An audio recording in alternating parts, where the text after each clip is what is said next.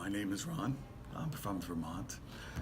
I want to talk a little bit about what to do after your loved one goes into psychosis. In my case, it was triggered. My son now has schizophrenia, and I could tell you that it was triggered by marijuana use. High potency skunk 5 years ago. But we can't rewind. We can't go backwards. So we're dealing with psychosis, and it's permanent. At first, I thought it was temporary, and we would just go back to normal. The reality is it's permanent. And the people who have schizophrenia, 25% can maybe recover a little bit after 10 years. Maybe another third never get better, and they get worse. And the fact is, a third of them commit suicide. They just can't handle the voices. But I got an understanding of what schizophrenia is, and maybe a lot of you don't know. But it's, he hears voices. And you ever go on a ride, if you're a parent and you have maybe 3 or 4 kids, young kids, and you're going on vacation, and they're constantly asking you, are we there yet? Are we there yet? And you turn around and say, no, we're not there yet. Can you please be quiet? Just sit there and do your thing until we get there. Well, I was told, what happened to me was they sat me down in a chair just like this. And they had 20 people with little cards. And there were nasty things like, you're a fag, you're just, and I was taking a test, and somebody was asking me questions, and I had to answer. And while I was doing this, people would whisper nasty things in my ear, and I failed the test. I couldn't concentrate. That's what's happening to my son.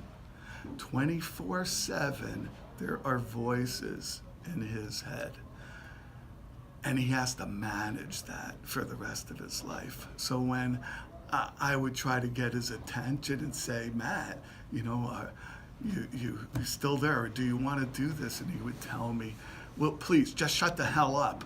I was just another voice. He was already trying to deal with maybe 12, 13 voices, and I was just another one of them. So he's really, you have to understand that. This is what marijuana can do. It could put you in this state, and it's very, very hard. But to deal with that now, I hate medications because there's so many side effects. And we tried going the schizophrenia route without medication. But it just overwhelmed them. And these antipsychotics are terrible. You gain a lot of weight. You could have liver damage. There's just so many medical problems. But the medication is important because it tamps down the voices so he can think and focus. And we have somewhat of a semblance of a life now. But the one thing that the point that I'm trying to make is, based on your body chemistry, you have to pick the right medicine. And right now, psychiatry doesn't do that. They say, try this SSRI, try this that one doesn't work, let's try something else. We're in 2018. There's something called pharmacogenomics. And pharmacogenomics will take a sample of your DNA, and based on your genetic makeup, it can tell you what pharmaceutical drugs will help but will harm you through all the side effects. And it's important to have that done. It's not expensive, but it could really help, because my son was on the wrong antipsychotic and he got into trouble with the law. It cost us a fortune. To pick and to do that test based on science will help everyone in the future, and I'm working with the Vermont legislature to try to get a bill passed. And the name of that test again is?